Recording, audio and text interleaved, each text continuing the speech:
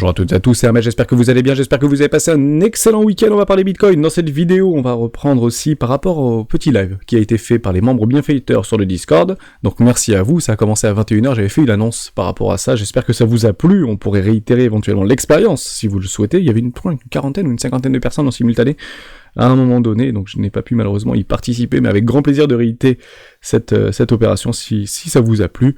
On va parler de tout ça dans cette vidéo, quelques petites actus très intéressantes, on commence maintenant. Avant de commencer, je vous invite toujours à rejoindre le Discord des rois du marché. Vous trouverez le lien dans la description à l'intérieur, une documentation qui s'appelle la stratégie 4 rois. N'hésitez pas à l'utiliser, vous en imprégner, vous en inspirer pour vous aussi trouver votre propre style d'investissement, que ce soit sur le court, moyen ou long terme. Je reprends par rapport à cette petite annonce, si vous l'avez loupé, le replay sera disponible très prochainement. Je crois que ma team me l'a envoyé directement, donc je vais m'en occuper, on va vous mettre ça cet après-midi directement sur le Discord pour celles et ceux qui veulent voir le replay. Je crois que ça dure plus de 2 heures, donc mais c'était plutôt intéressant. L'objectif était de répondre à certaines incertitudes sur des membres peut-être non initiés ou non expérimentés qui viennent de découvrir ces marchés, notamment des cryptos ou plus traditionnellement les marchés financiers, à l'utilisation des Fibonacci. Donc ils ont parlé de plein de choses, plein de questions ont été posées. J'espère que ça vous a plu, on réitérera ce type d'événements si vous le souhaitez, bien évidemment. Dites-le moi dans les commentaires si ça vous a plu, et honnêtement je trouve ça très intéressant. Et d'ailleurs je vais encore plus loin, si vous souhaitez vous aussi vous emparer du Discord, n'hésitez pas à le faire. Encore une fois, ça s'appelle le Discord des rois, donc c'est vous les rois, donc n'hésitez pas à l'utiliser et à aller dans l'édition vocale, juste ici, le petit salon vocal, pour éventuellement proposer d'apporter de la valeur ou de mettre en place des débats, toujours avec bienveillance, toujours avec pédagogie. C'est bien évidemment fait pour ça, hein, ni plus ni moins, c'est complètement ouvert et vous pouvez prendre le contrôle du discours des rois, bien évidemment. Vous pouvez venir me voir pour essayer de parler d'une thématique en particulier, voir si je peux être disponible pour partager cet événement avec vous, avec grand plaisir bien évidemment, et je vous invite très chaudement à le faire et en prendre le contrôle tout simplement. Côté Bitcoin, on l'avait vu depuis plusieurs jours maintenant, tout petit peu de volatilité, un petit peu de chop ce week-end. Je vous ai dit que faites attention, les cardinaux sont relativement fins le week-end. Bon, finalement, il y a eu peu de volatilité, mais il y a eu quand même un tout petit peu de découpage. Ici, on va découper les petites stops complètement évidents au-dessous des précédents lows sur les 25 000 $, sur les précédents highs, et puis ici, on vient chercher les précédents lows sur les toutes petites matchs en début de jour, en début de nuit, juste à 2h du matin, c'était lundi. Et puis là, on commence à repartir, tout simplement, on est dans un range, là, on a un petit range, hein, haut des range, bas de range, on attend la résolution est potentiellement haussière. Pourquoi ? Puisque les flux sont acheteurs et la tendance est plutôt haussière, jusqu'à preuve du contraire. On est actuellement sur résistance, c'est très difficile d'acheter sur résistance, je peux complètement le comprendre.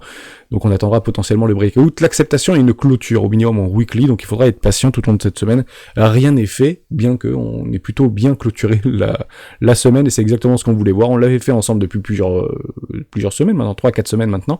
Ici c'est bear, ici c'est bull, donc d'ailleurs on avait clôturé une semaine bear, d'ailleurs on vient chercher le premier arrêt du précédent mouvement, on repousse et on fait en fait un avalement haussier des deux précédentes bougies, et on clôture exactement au-dessus de la petite mèche ici, et bien évidemment au-dessus des 24 000 $. Franchement, super propre au niveau de cette clôture. Je fais un tout petit switch par rapport au S&P 500, je vous en avais parlé dans la vidéo de samedi, donc comme je l'avais faite le vendredi en fin d'après-midi, j'avais pas les clôtures, je voulais juste qu'on ne clôture pas en dessous des 4060 points. Bon super, on a tout ravalé en l'espace de 2 heures par rapport au S&P 500, et on nous a même proposé un petit hammer. Voilà, où c'est une albénique, je sais plus comment ça s'appelle aussi cette petite bougie là, ça décroche. Bon, grosso modo, il y a quand même des chances que ce soit haussier et qu'on vienne tout avaler début de semaine là par rapport au S&P 500. Je dis pas qu'il faut mettre all-in levier x50 là-dessus, hein, je ne dis pas du tout ça. Je dis juste que c'est pas une mauvaise bougie, si vous voulez, de clôture au niveau de ce vendredi sur S&P 500. Exactement la même chose au niveau du Nasdaq, hein. C'est plutôt intéressant. On n'est pas venu clôturer et structurer en ce petit M-top ici. Donc on continue et là exactement les mêmes bougies, hein. On a un petit hammer qui s'est proposé, ou une albéniche pattern bullish, hein, donc ça reste, il manquerait une bougie supplémentaire, donc on sera vigilant, on en parlera demain, mais partez du principe qu'on est plutôt sur un petit canal descendant ici, et puis généralement, voire un flag, hein, d'accord, vous avez ici le canal qui descend, et derrière c'est potentiellement résolution haussière, et on peut avoir des AB égale CD pour aller chercher notre objectif aux alentours des 4500 points, notamment sur S&P 500, et le CAC 40 qui continue à faire sa petite longueur d'avance, on va aussi en parler aujourd'hui. On continue très rapidement par rapport à Bitcoin. On avait des divergences qui se mettent en place, et je comprends qu'il y a beaucoup peut-être des vendeurs très convaincus, hein, et je ne dis pas que c'est une mauvaise chose, hein. Généralement on vend les résistances et on est en train de travailler une résistance, donc c'est pas une mauvaise chose de les vendre, pour être tout à fait honnête avec vous. Je veux juste vous dire en fonction des indicateurs que vous utilisez, parce que je le vois beaucoup tourner sur les réseaux vis-à-vis de ces divergences, une divergence, deux divergences, une triple divergence baissière, et on peut le reprendre ici, vous avez raison, elles ne sont ici que potentielles. Vous avez d'ailleurs une petite contraction actuellement sur le RSI en 14 périodes, donc soyez vigilants par rapport à ça, puisque généralement bah on suit le flux, et le flux est actuellement acheteur, donc la résolution de cette contraction est généralement haussière, ni plus ni moins.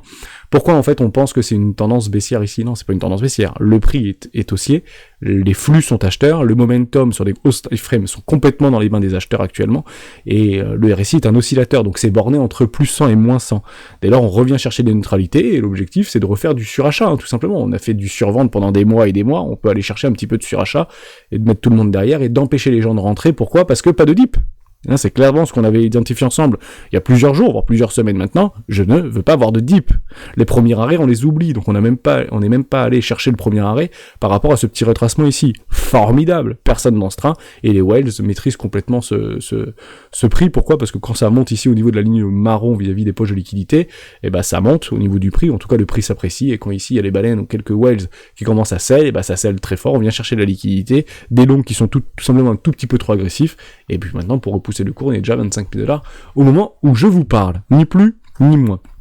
On revient juste sur une petite fractale pour peut-être vraiment mettre l'accent vis-à-vis de ces divergences et ces formes de consolidation, parce qu'on a tendance à penser que s'il y a divergence, il y a crack, s'il y a divergence, il y a correction, et correction forte, premier arrêt, zone de rechargement d'achat. Non, c'est absolument faux. C'est complètement faux en réalité. On est en train de faire de la consolidation. On est en train de prendre, entre guillemets, de l'énergie pour avoir une résolution. La tendance étant haussière, les flux étant acheteurs, la résolution la plus probable, mais c'est pas du 90-10, hein, c'est du, 55-45 si vous voulez, et ben, est potentiellement plutôt haussière. Et les vendeurs attendront quoi? Attendront nécessairement un signe noir, hein, un black swan ou une news catalysante qui pourrait faire vaciller ce marché. Généralement, ça peut venir aussi de l'extérieur, pas forcément du marché crypto, mais c'est clairement ce qu'on est en train d'attendre. Et tous les FUD, entre guillemets, se font rouler dessus par un rouleau compresseur, que ce soit les FUD vis-à-vis de BUSD, que ce soit les FUD vis-à-vis de la SEC par rapport à Binance, par rapport à CZ, par rapport au blanchiment d'argent. On avait vécu la même chose en 2018, et on peut d'ailleurs y revenir en 2018.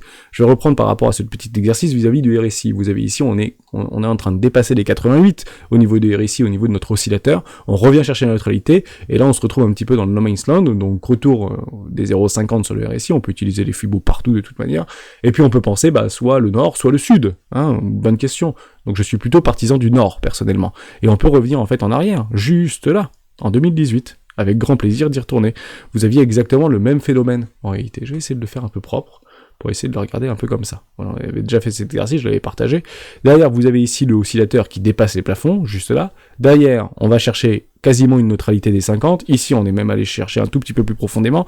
Derrière, on repart to the moon, mais en faisant une divergence. Derrière, on repart chercher l'oscillateur. Donc, potentiellement, on ira chercher l'oscillateur. Et on repart to the moon, chercher l'oscillateur haut, entre guillemets. Et là, vous avez des divergences. Et si on vient structurer, entre guillemets, craquer les 0,50, on peut potentiellement encadrer une correction ou une forme de distribution, mais entre ici et ici, que s'est-il passé? C'est ça la question. Donc en fait, entre ici, et confirmer des énormes divergences.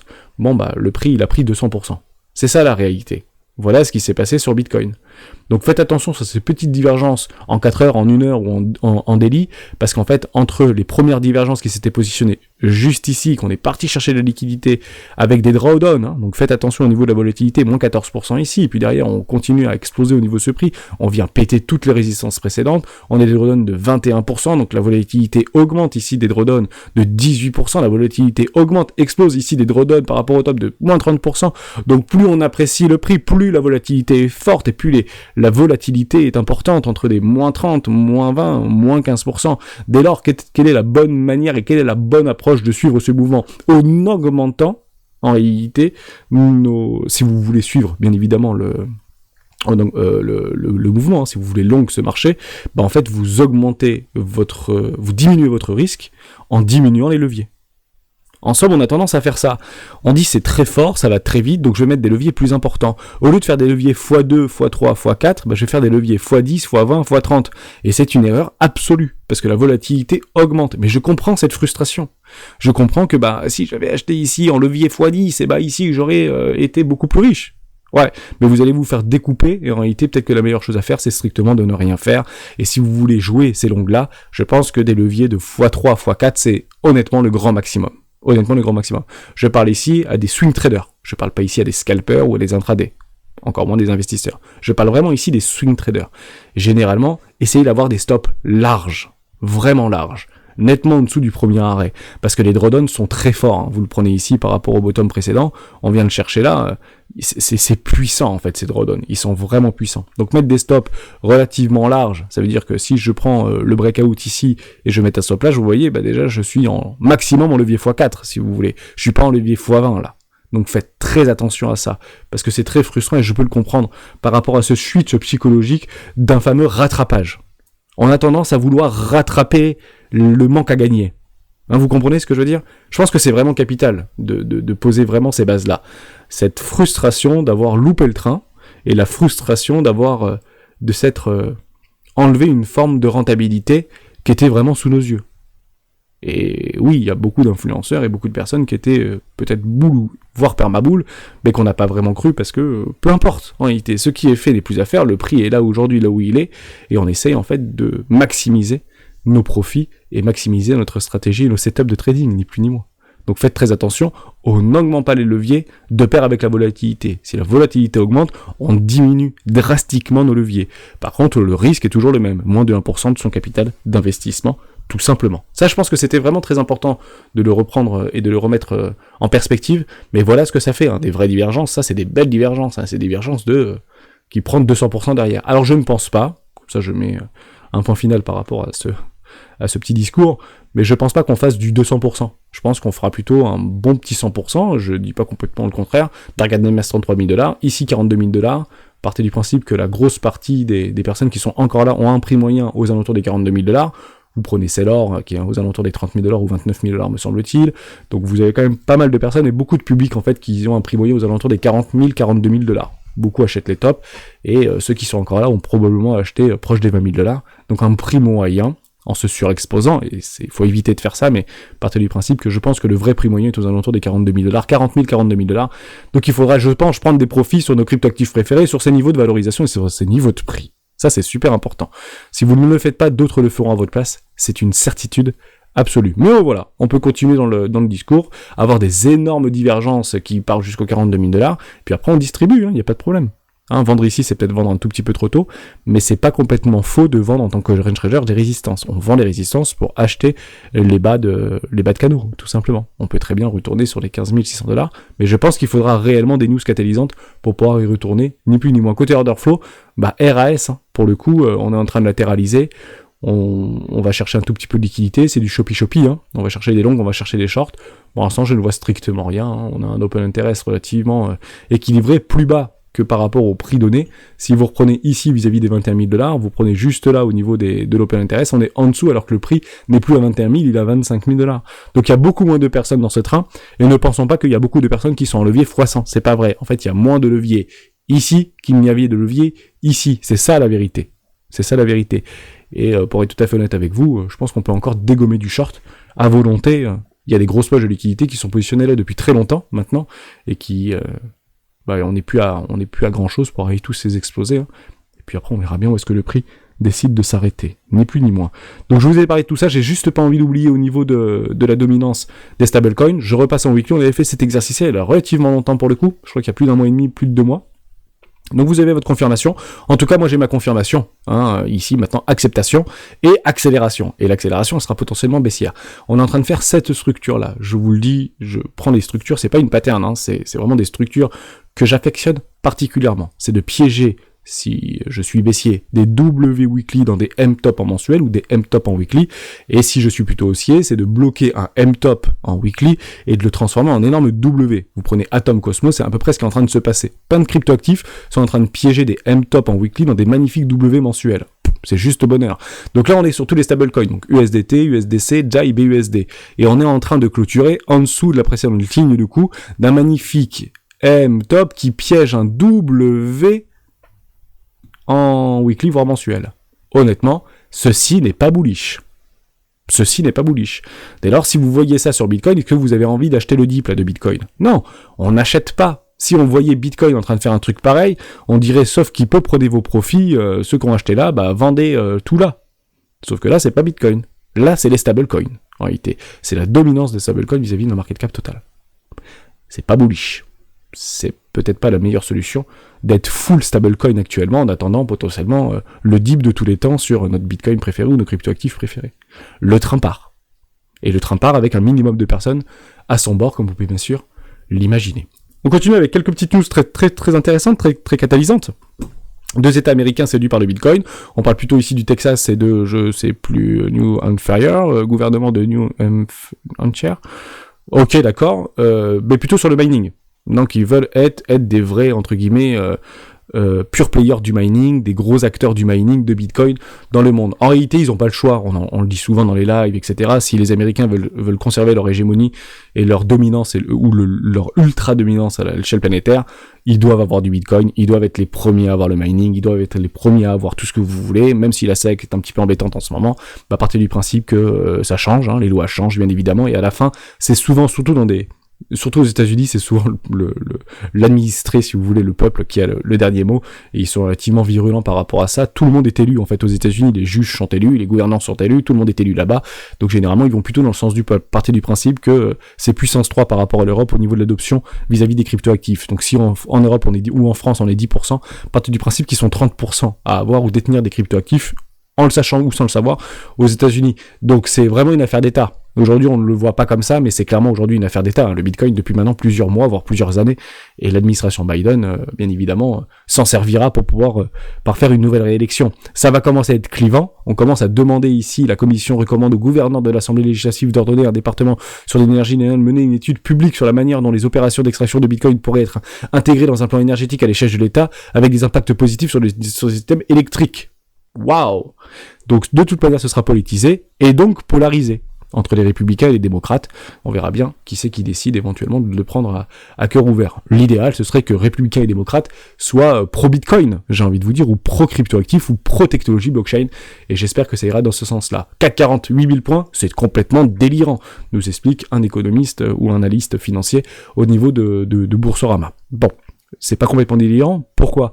Parce qu'en fait, le CAC 40 dépasse les 100 milliards d'euros de bénéfices en 2022. J'aimerais revenir sur cette chose-là, puisqu'elle ça ne s'est pas passé comme je l'avais prévu, pas de vue d'un point de vue chiffre, mais d'un point de vue psychologique. Et je vous explique pourquoi. Si vous étiez là il y a quelques mois en arrière, je parle vraiment de 6-7 mois en arrière, je vous avais dit en 2023, on aura probablement une très bonne fin d'année 2022 ou une très bonne année 2023 vis-à-vis des résultats des entreprises. Je pensais plus américaines que françaises. Mais super profit Total Energy, LVMH qui augmente son revenu de 26%, je suis très content pour la France et je suis très content pour le CAC 40. Vivendi aussi par rapport à la scission de sa filiale. Bon, bravo, ça a explosé dans tous les sens.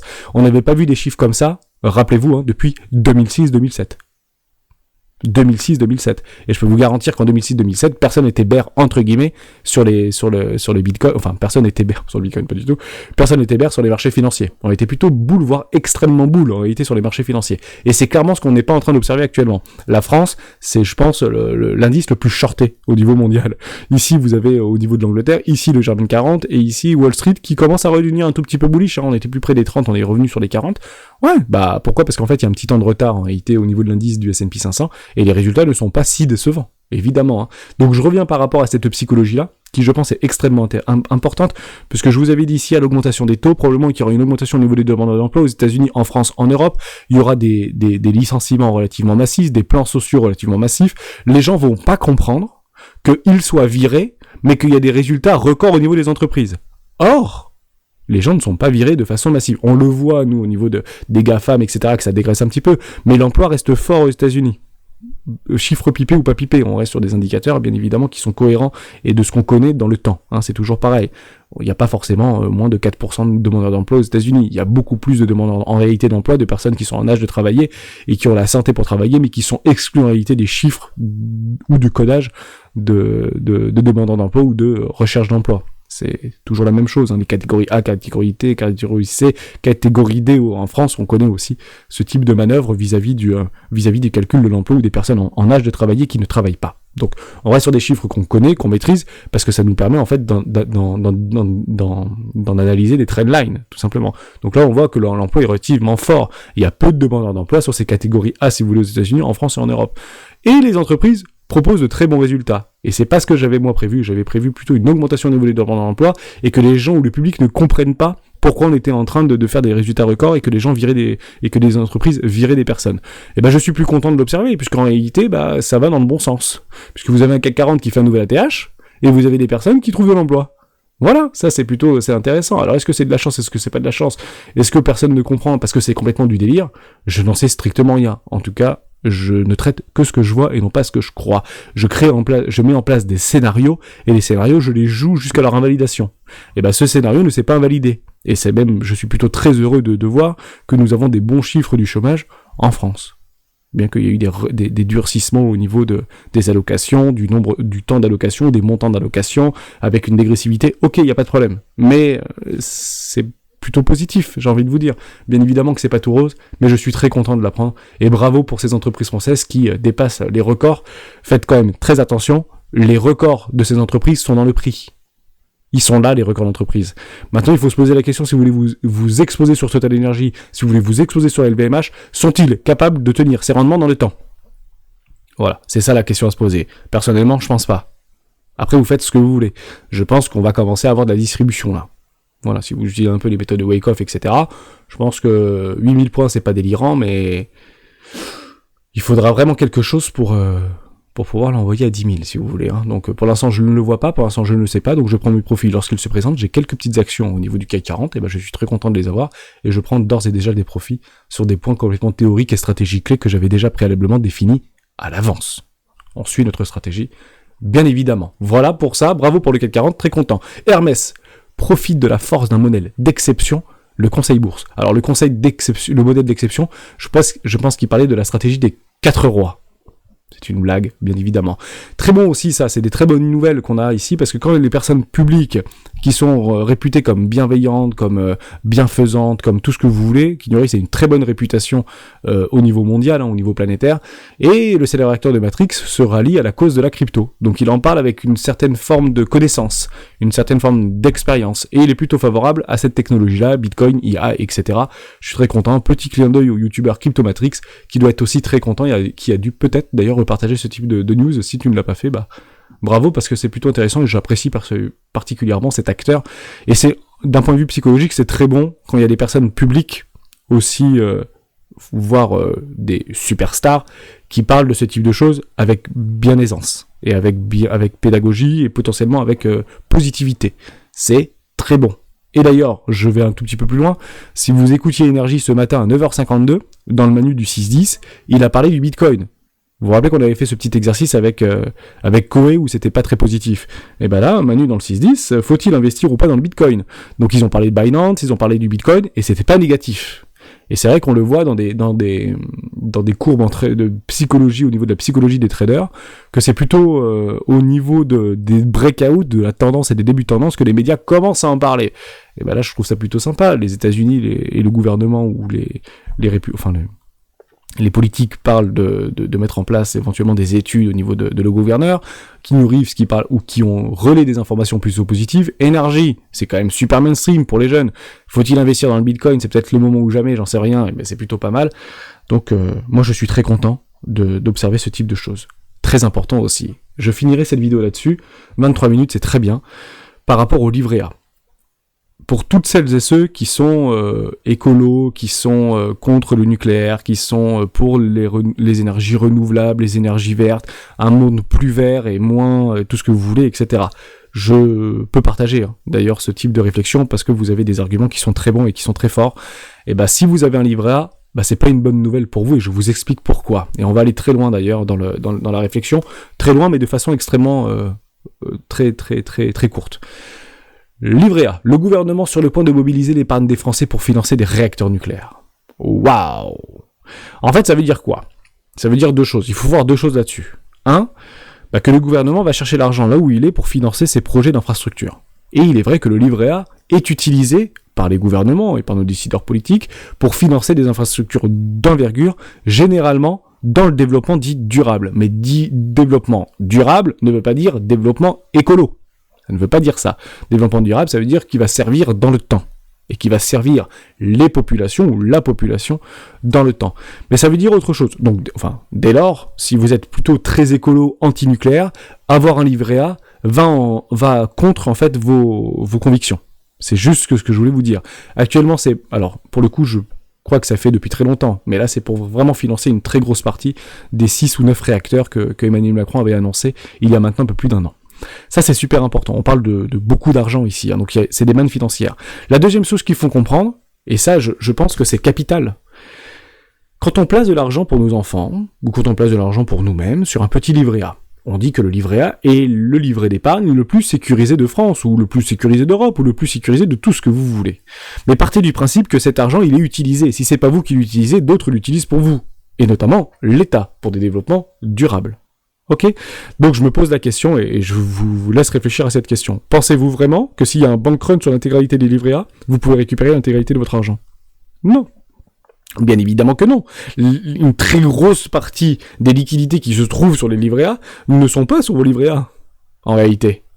Donc je sais plus, c'est pas une très grosse partie pour le coup, hein. On n'est pas sur 8%, on est sur beaucoup plus que ça, mais la liquidité présente sur les livrets A, quand vous voyez sur votre livret A, j'ai 24 228 ou j'ai 8 242, bah en fait, il n'y a pas vraiment 8 442 si vous voulez, puisque cet argent est utilisé pour pouvoir proposer des infrastructures, en tout cas construire des infrastructures plutôt durables, généralement, dans le temps, par rapport aux nos gouvernements.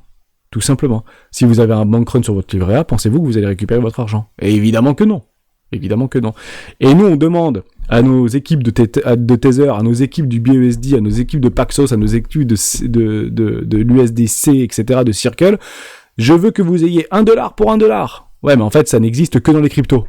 Donc pour le coup, est-ce que ce qui est le plus sécurisé, c'est un stablecoin aujourd'hui, ou plutôt notre livret d'épargne ? Ben, posez-vous cette question-là. Je dis pas que c'est plus ou moins sécurisé, c'est très risqué au niveau des cryptos, etc., parce que c'est encore très politisé et très soumis en fait aux lois. En réalité, il n'y a plus de problème vis-à-vis du livret A. Mais c'était juste pour vous donner cette perspective-là. À partir du principe que votre taux à 3%, à partir du principe que d'autres l'utilisent pour faire des rendements bien plus importants.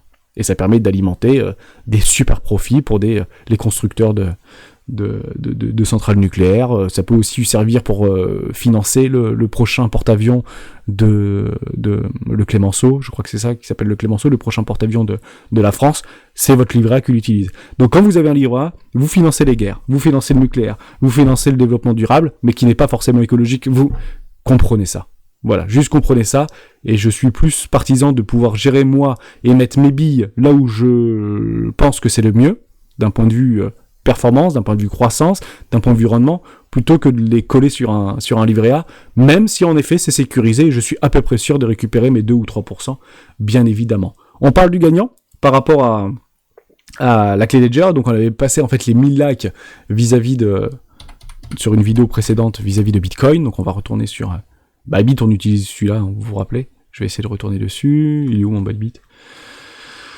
Coucou. Perp. Voilà, c'est ici, voilà, le petit perp. Et ici, on était à 24 266. Avons-nous un gagnant ? C'est parti.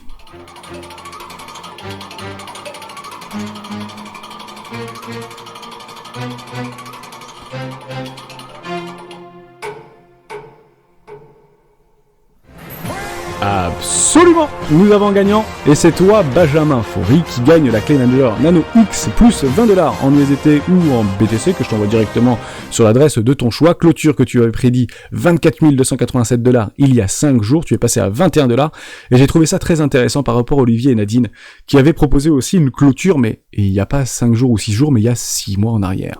Et vous aviez dit, il y a une clôture à $24 263 et $24 269, donc très proche de la clôture de la semaine dernière. Dès lors, je vais vous poser la question, une question de réflexion. Nous étions ici, en réalité, à ce moment-là, donc il y a 6 mois en arrière, on était vraiment sur cette petite bougie ici. Et vous avez dit, on va clôturer vers les $24 500 ou $25 000. Eh ben, formidable. Dès lors, posez-vous la question. Est-ce que, entre ici, tout ce qui était là, à ce moment-là, entre ici et maintenant, avez-vous ou pas enregistré un gain vis-à-vis de votre portefeuille à un instant T, pas par rapport à toute la descente, parce que pour le coup, moi-même j'étais en perte, hein, j'avais quand même encaissé une moins-value. Est-ce que vous avez ou pas valorisé votre portefeuille de plus de 15% entre il y a 6 mois et aujourd'hui ? Dès lors, si vous reprenez une photo il y a 6 mois en arrière, si vous êtes en deçà des 15%, eh ben c'est peut-être qu'il faut revoir une forme de stratégie ou revoir une forme de trading ou de setup, etc. Et je le dis très souvent en fait sur les rois du Bitcoin, dans des formes de capitulation, dans des marchés baissiers, la meilleure chose à faire le plus souvent est de ne strictement rien faire. Parce que si vous gommez tout ça, vous enlevez tout ça, en réalité, ça revient au même de voir quelque chose comme ça. D'accord? Donc, trader, posez-vous les questions. Est-ce que vous avez ou pas surperformé Bitcoin? La question est très simple. Si vous avez commencé à trader sur votre portefeuille de trader, donc 10, 15%, 20% peut-être de votre capital d'investissement global, est-ce que vous avez surperformé le marché? Est-ce que vos rendements en 6 mois ont dépassé de plus de 15%? Levier, sans levier, levier x50, levier x20, levier x5. Posez-vous la question. Investisseur, est-ce que vous avez capitulé? Est-ce que vous avez peut-être même lissé vos prix vers le bas, ou est-ce que vous avez strictement rien fait? Ou est-ce que malheureusement vous avez vendu vos bitcoins pour les acheter moins cher, mais c'est pas vraiment arrivé moins cher, parce que ici vous avez revendu du bitcoin pour en acheter moins cher? Et c'est comme ça en réalité qu'on arrive à potentiellement surperformer le marché. Vous pouvez regarder Bitcoin ou vous pouvez regarder aussi le crypto total, mais je trouvais ça très intéressant. Si vous aviez coupé les écrans entre ici et ici, potentiellement vous étiez gagnant de plus de 15% vis-à-vis de votre portefeuille d'investissement. Team DCA, entre guillemets, encore gagnante ici, bien évidemment. Merci à tous et à tous d'avoir suivi cette stratégie jusqu'au bout, et cette vidéo stratégie jusqu'au bout, oui toujours, vidéo jusqu'au bout, on se retrouve demain dans une prochaine vidéo des rois du Bitcoin. Ciao.